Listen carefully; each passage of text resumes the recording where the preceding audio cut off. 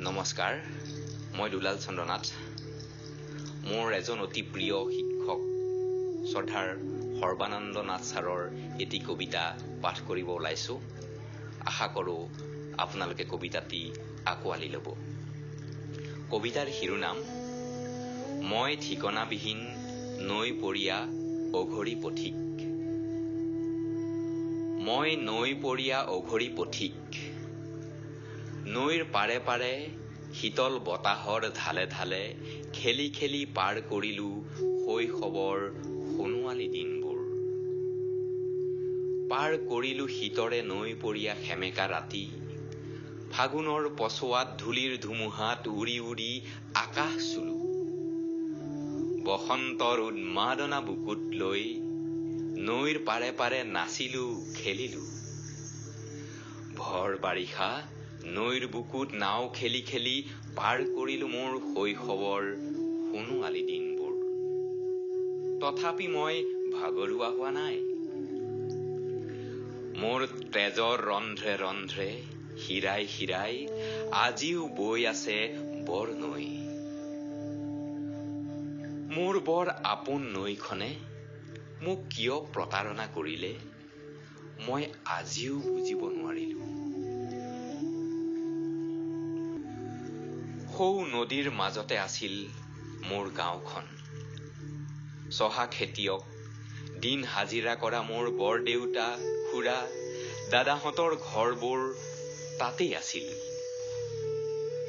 মোৰ গাঁওখন, মোৰ ঘৰখন বৰনৈয়ে লৈ গ'ল। মোৰ বিদ্যালয়খন, নামঘৰটো কলৈ গ'ল? কিন্তু মোৰ মনত আজিও থাকিল তাৰ অৱস্থিতি। মই আজি একেবাৰে ঠিকনাবিহীন। মোৰ পৰিচয় মাথো নৈ পৰিয়া অঘৰী পথিক। মোৰ ঠিকনাৰ দস্তাবেজ বৰনৈয়ে লিখে। একা বেকা চেৰা খুটিৰ মাজেৰে গঢ় লৈ উঠা চৰ চাপৰিত ফুলি থকা কহুৱা, বিৰিণা, খাগৰি কেইজোপাই জানে মোৰ সঠিক ঠিকনা। নৈ পৰিয়া পুৱাৰ ৰ'দজাকক নাইবা পশ্চিমলৈ বলা বতাহজাকক সুধিব লাগিব মোৰ সঠিক ঠিকনা। কাৰণ মই নৈ পৰিয়া অঘৰী পথিক, ঠিকনাবিহীন। যান্ত্ৰিক জীৱনৰ ভোগ বিলাস আৰু কেঁচা সোৱাদে মোক আমুৱাইছে। কাৰণ মই নৈ পৰিয়া, নাও খেলো, সাঁতোৰো, নাদৰো, মাছ ধৰো। মোৰ ভাল লাগে পথাৰৰ তৰাং পাতল পানীত লগৰীয়াৰ লগত দৌৰিবলৈ।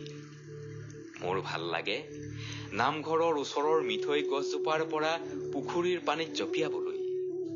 মোৰ ভাল লাগে বাৰিষাৰ পানীত চিলনী সাঁতোৰ দি ৰাস্তাটোৰ সিপাৰলৈ যাবলৈ। মই আকৌ গুচি যাম নৈৰ পাৰলৈ। নৈখনৰ লগত কথা পাতিম, গান গাম। এটি ডাঙৰ উকি মাৰি নৈখনক জনাই দিম, মই তোমাৰ আজন্ম বন্ধু। যদিও তুমি মোক বহুত প্ৰতাৰণা আৰু অন্যায় কৰিছা, মই তোমাক কেতিয়াও বেয়া নাপাওঁ। কাৰণ তোমাৰ বুকুতে মোৰ মন সূৰ্য উদয় হয় আৰু অস্ত যায়।